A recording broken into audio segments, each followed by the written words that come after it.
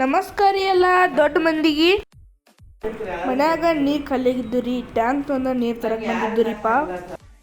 ಮನೆಗೆ ಬಂದ ಬಳಿಕ ಹೋಮ್ವರ್ಕ್ ಬರಕ್ಕೆ ಕೂತೇನ್ರಿ. ಹೋಮ್ವರ್ಕ್ ಬರೆದ ಕಾಲು ಬಾತವ್ರಿ, ಅದಕ್ಕೆ ಹೊರ ಹೋಗಿ ತಿರ್ಗಾಡಕತ್ತೇನ್ರಿ.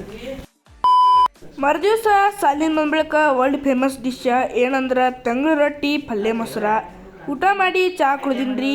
ಸ್ಕೂಟಿ ಖಾಲಿ ಐತ್ರಿ, ಕಿಲಿ ತೊಂದು ಸ್ಕೂಟಿ ಓಡ್ಸಾಡಕ್ಕೆ ಹೋದಿನ್ರಿ.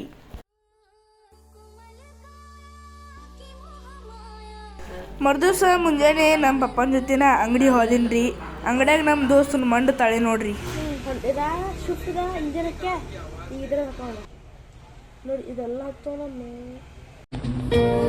ಮಾತು ಬೆಳ್ಳಿ, ಮೌನ ಬಂಗಾರ.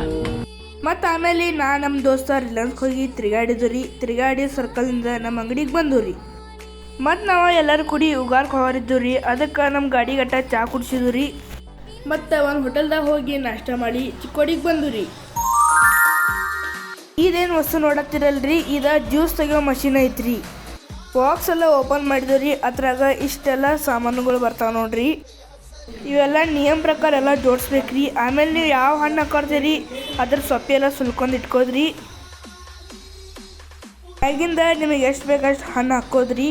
ಒಂದು ಕಡೆ ಆ ಹಣ್ಣಿನ ಸೊಪ್ಪಿ ಬೀಳ್ತೈತ್ರಿ, ಒಂದು ಕಡೆ ಜ್ಯೂಸ್ ಬರ್ತೈತಿ ನೋಡ್ರಿ.